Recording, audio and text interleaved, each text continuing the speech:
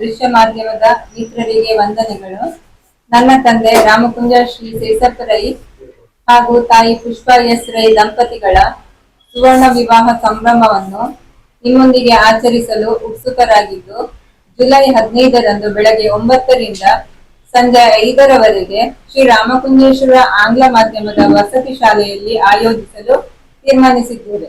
ಅದೇ ರೀತಿ ಸೇಸಪ್ಪರೈ ಅವರ 80 ವರ್ಷದ ಅಂಗವಾಗಿ ಸಹಸ್ರ ಚಂದ್ರ ದರ್ಶನ, ಶಾಂತಿ ಹೋಮ ಹಾಗೂ ಪುಷ್ಪಾ ಎಸ್ ರೈ ಅವರಿಗೆ 70 ವರ್ಷ ಸಂದ ದ್ಯೋತಕವಾಗಿ ಭೀಮರಥ ಶಾಂತಿ ಹೋಮ ನಡೆಯಲಿದ್ದು, ಇದು 2026ರ ಜುಲೈ 13ನೇ ತಾರೀಕಿಗೆ ಶ್ರೀ ರಾಮಕುಂಜೇಶ್ವರ ದೇವಸ್ಥಾನದಲ್ಲಿ ನಡೆಯಲಿದೆ.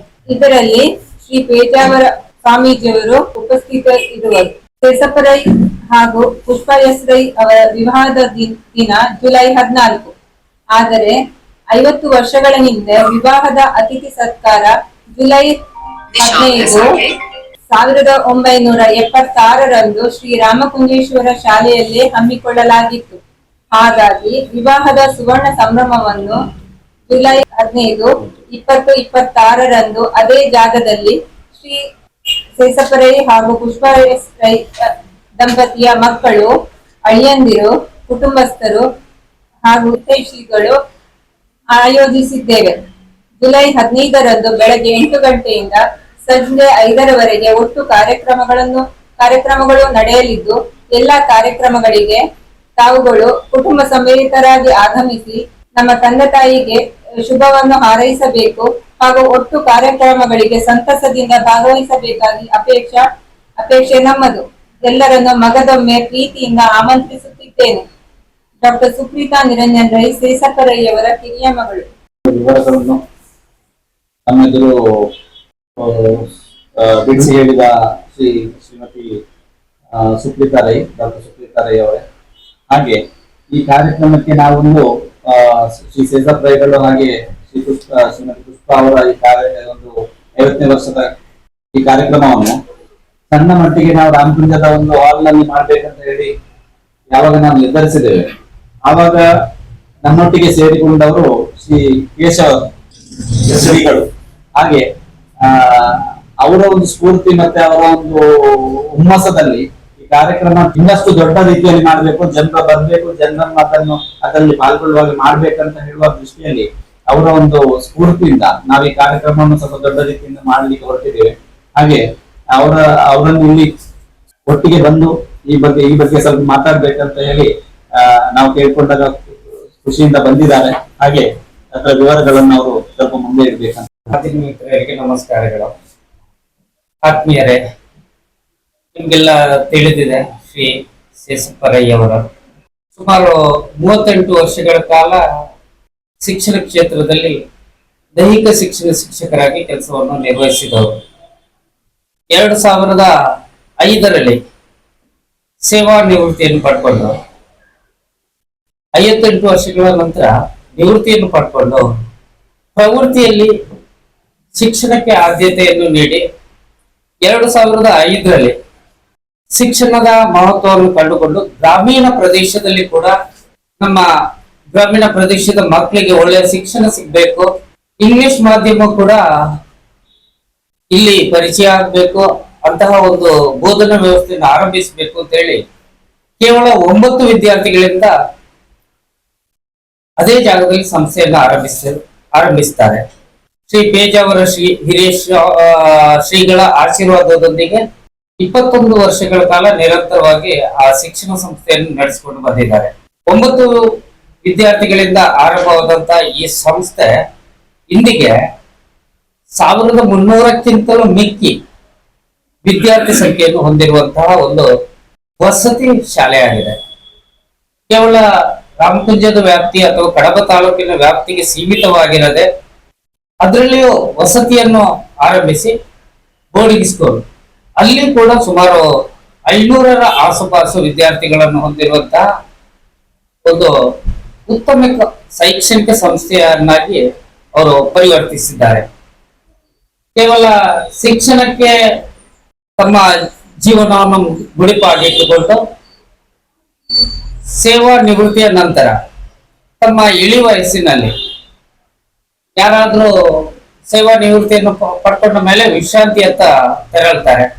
ಆದ್ರೆ ಅಂತಹ ಸಂದರ್ಭದಲ್ಲಿ ಸಾಮಾಜಿಕವಾಗಿ, ಶೈಕ್ಷಣಿಕವಾಗಿ ಎಲ್ರಿಗೂ ತಿಳಿದಿರುವಂತೆ ಕಡಬ ತಾಲೂಕು ಕನ್ನಡ ಸಾಹಿತ್ಯ ಪರಿಷತ್ತಿನ ಅಧ್ಯಕ್ಷರಾಗಿ ಹಲವು ತಾಲೂಕು ಸಾಹಿತ್ಯ ಸಮ್ಮೇಳನಗಳನ್ನು ಅತ್ಯಂತ ಯಶಸ್ವಿಯಾಗಿ ನಿರ್ವಹಿಸಿ ಅದರೊಂದಿಗೆ ಕಳೆದ ವರ್ಷ ಇದೇ ಕಡಬ ತಾಲೂಕಿನಲ್ಲಿ ಕಠಿಣ ತುಳು ಸಮ್ಮೇಳನದ ಗುರ್ಕರಾಗಿ ಅತ್ಯಂತ ಯಶಸ್ವಿಯಾಗಿ ತುಳು ಸಮ್ಮೇಳನವನ್ನು ಕೂಡ ಪೂರೈಸಿದ್ದಾರೆ. ಶ್ರೀ ಶೇಷಪ್ಪ ಸರ್ ಅವರು ಒಂದು ಶಕ್ತಿ ಅಂತ ಹೇಳೋದಕ್ಕಿಂತ ಒಂದು ಅದ್ಭುತ ಶಕ್ತಿ ಅಂತ ಹೇಳ್ಬೋದು. ನಾವೆಲ್ಲ ಸಾಮಾನ್ಯವಾಗಿ ಅವರ ವಯಸ್ಸಿನಲ್ಲಿ ಈ ತರದ ಕ್ರಿಯಾಶೀಲರಾಗಿರುವುದಕ್ಕೆ ನಮಗೇನು ಸಾಧ್ಯ ಇದೆಯಾ ಅಂತ ಹೇಳುವಂತದ್ದೇ ನಮಗೆ ಕಲ್ಪನೆಗೆ ಸಿಗ್ತಾ ಇಲ್ಲ. ಆದ್ರೆ ಈಗಲೂ ಕೂಡ ಒಬ್ಬ ಕ್ರಿಯಾಶೀಲ ವ್ಯಕ್ತಿಯಾಗಿ ಒಂದು ಕಚೇರಿಗೆ ಬೆಳಗಿನ ಹೊತ್ತು ಆಗಮಿಸಿ ಸಂಜೆವರೆಗೂ ಕಚೇರಿಯಲ್ಲಿದ್ದು ತನ್ನೆಲ್ಲ ಕೆಲಸಗಳನ್ನು ನಿರ್ವಹಿಸುವುದರ ಜೊತೆಗೆ ಇಂತಹ ಒಂದು ಶಿಕ್ಷಣ ಸಂಸ್ಥೆಯನ್ನು ನಡೆಸ್ತಾ ಇದ್ದಾರೆ. ಅಂತಹ ಒಂದು ಅದ್ಭುತ ವ್ಯಕ್ತಿತ್ವದ ಶ್ರೀ ಶೇಷಪ್ಪ ಅವರು ಮತ್ತು ಅವರ ಪತ್ನಿ ಇಬ್ಬರ 50ನೇ ವಿವಾಹ ವಾರ್ಷಿಕೋತ್ಸವ ಅದು ಜುಲೈ 14ರಂದು ನಡೆಯಲಿಕ್ಕಿದೆ.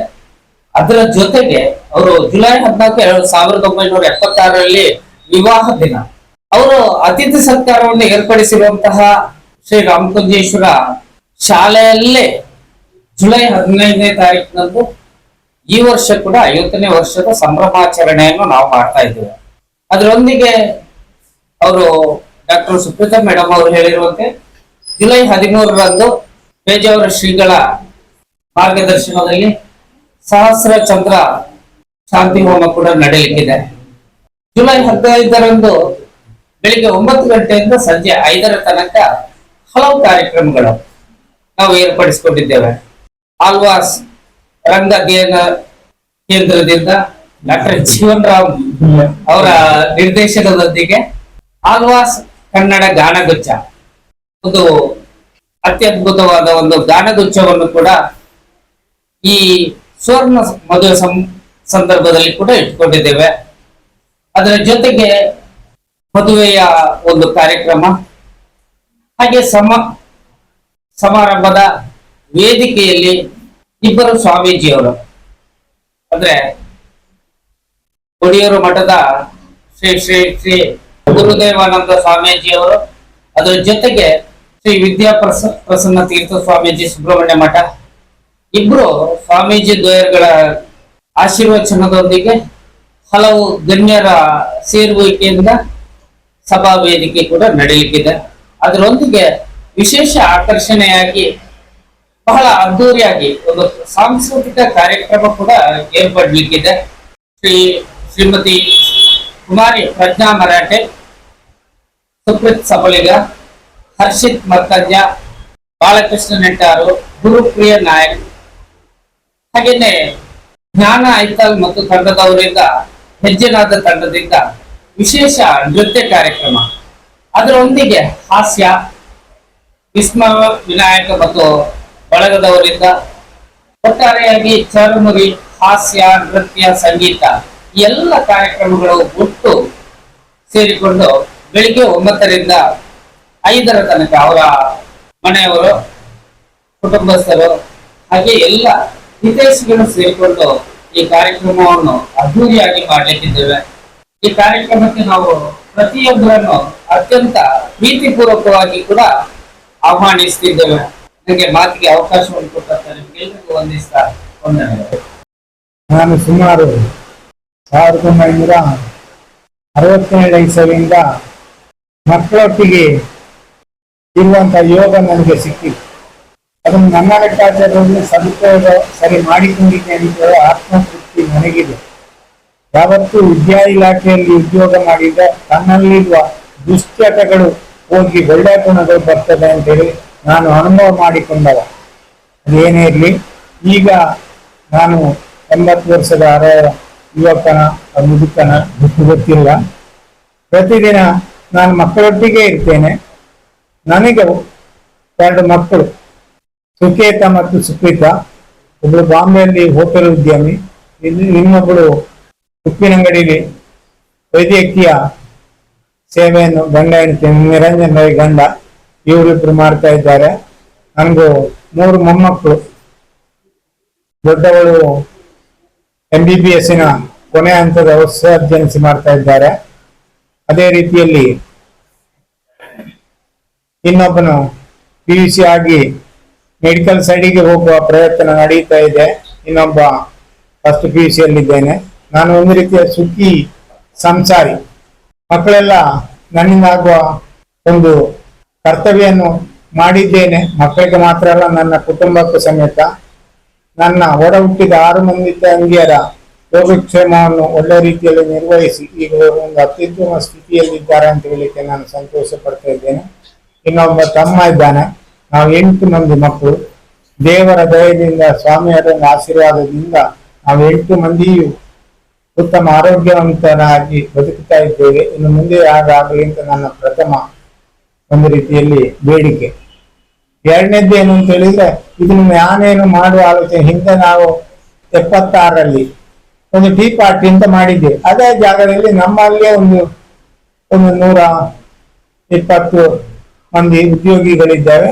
ನನ್ನ ಕುಟುಂಬದ ಮಕ್ಕಳು ನಾವೆಲ್ಲ ಸೇರಿ ಮಾಡುವಂತ ಒಂದು ಚಿಂತನೆ ಇತ್ತು. ಆದ್ರೆ ಮಕ್ಕಳು ಅದನ್ನು ಬಿಡ್ಲಿಲ್ಲ. ಅದನ್ನು ಹಳ್ಳಿಯಂದಿರು ಮಕ್ಕಳು ಅದನ್ನು ದೊಡ್ಡ ರೀತಿಯಲ್ಲಿ ಮಾಡಬೇಕು, ಎಲ್ಲರನ್ನು ಕರೆದು ಮಾಡಬೇಕು ಅಂತ ಹೇಳಿದ್ರು. ಅದಕ್ಕೆ 1-2 ಮೀಟಿಂಗ್ಗೆ ಕೇಶವ್ ಅವರಿಗೆ ನಾನು ತೊಂದರೆ ಕೊಡ್ಲಿಕ್ಕೆ ಹೋಗ್ಲಿಲ್ಲ. ಮತ್ತೆ ಅವ್ರಿಗೆ ವಿಷಯನ ತಿಳಿಸಿದೆ, ಹೀಗೀಗ ಅದು ನಾನು ಬರ್ತೇನೆ ಅಂತ ಹೇಳಿದ್ರು. ಅದರ ಚಿತ್ರಣವನ್ನೇ ಬದಲಾಯಿಸಿದ್ದಾರೆ.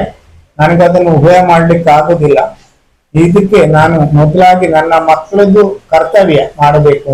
ಕೇಶವರಿಗೆ ಕರ್ತವ್ಯ ಇಲ್ಲ. ಅವರೊಟ್ಟಿಗೆ ದೊಡ್ಡ ಬೆಟಾಲಿಯನೇ ಇದೆ. ಅವರೆಲ್ಲ ಸೇರಿಕೊಂಡು ಆಡ್ತಾ ಇದ್ದಾರೆ. ನನಗೆ ಏನ್ ಮಾಡ್ತಾರೆ ಅಂತ ಹೇಳುವಂತದ್ದೇ ನಂಬಲಿಕ್ಕೆ ಸಾಧ್ಯ ಇಲ್ಲದಷ್ಟು ರೀತಿಯಲ್ಲಿ ಈ ಕಾರ್ಯಕ್ರಮವನ್ನು ಕೊಂಡೋಗ್ತಾ ಇದ್ದಾರೆ. ನಾವು ಸಾಧಾರಣ ಒಂದು 3,000 ಮಂದಿಯ ನಿರೀಕ್ಷೆಯಲ್ಲಿ ಇವರೆಲ್ಲ ಇದ್ದಾರೆ. ನನಗೊಂದು 5,000 ಮಂದಿ ಬಂದು ಒಂದು ಅನ್ನ ಪ್ರಸಾದ ತೆಗೆದುಕೊಂಡು ಈ ಕಾರ್ಯಕ್ರಮವನ್ನು ವೀಕ್ಷಣೆ ಮಾಡಿ ಹೋದ್ರೆ ನನ್ನ 80 ವರ್ಷದ ಜೀವನ ಸಾರ್ಥಕಗೊಳ್ಳುತ್ತದೆ.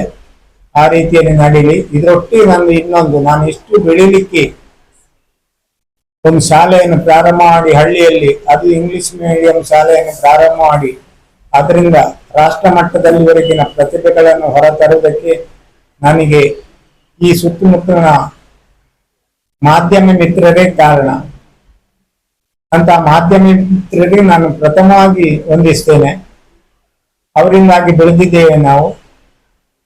ನಮ್ಮ ಮನೆಯವರಾಗೆ, ನಮ್ಮ ಕುಟುಂಬದವರಾಗೆ ನಮ್ಮಲ್ಲಿ ಅವರು ಸಹಕಾರ ಕೊಡ್ತಾ ಇದ್ದಾರೆ. ಅದೇ ರೀತಿಯಲ್ಲಿ ಕೇಶವರು, ಚೆನ್ನಕೇಶವರು, ನನ್ನ ಮಗಳು ಅಳಿಯ, ನನ್ನ ಸೊಸೆಯ ಗಂಡ ಪ್ರಶಾಂತ್, ಇವರೆಲ್ಲ ಈಗ ಈ ವೇದಿಕೆಯಲ್ಲಿದ್ದಾರೆ. ಇವರೆಲ್ಲ ಇದನ್ನು ಒಂದು ಒಳ್ಳೆ ರೀತಿಯಲ್ಲಿ ಮಾಡಲಿಕ್ಕೆ ಪ್ರಯತ್ನ ಪಡ್ತಾ ಇದ್ದಾರೆ. ಊರಿನವರು, ಪರವೂರಿನವರು, ನನ್ನ ವಿದ್ಯಾರ್ಥಿಗಳು, ಪೋಷಕರು ಎಲ್ಲರೂ ಅವರ ಒಂದು ಪ್ರಯತ್ನದಿಂದ ಇದು ಯಶಸ್ವಿ ಆಗಲಿ. ಅದರಲ್ಲಿ ಎಲ್ಲ ನೀವು ಅವರನ್ನು ಬರುವಂತೆ ಮಾಧ್ಯಮದವರು ಒಂದು ರೀತಿಯ ನಿಮ್ಮ ವರದಿಯಿಂದಲೇ ಅದು ಬರ್ತಾ ಇರೋದು. ನಾನು ಈ ಹಿಂದೆ ಹೇಳಿದಾಗೆ ನಿಮ್ಮ ವರದಿಯಿಂದಾಗಲೇ ನಾವು ಬೆಳೆದಿದ್ದೇವೆ. ಇವತ್ತು ಸಮೇತ ಈ ವರದಿಯನ್ನು ನೀವು ಪ್ರಚಾರ ಮಾಡಿ ಈ ಕಾರ್ಯಕ್ರಮವನ್ನು ಯಶಸ್ವಿಗೊಳಿಸಿ. ಸುದ್ದಿ ಚಾನಲ್, ಕ್ಷಣ ಕ್ಷಣದ ಸುದ್ದಿಗಾಗಿ. That's my gadget.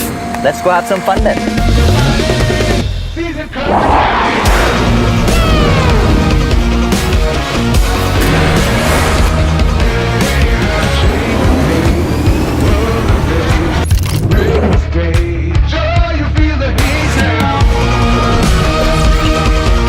Introducing the hot and techy Brezza SCNG. Cool new SCNG tech for a cool new generation.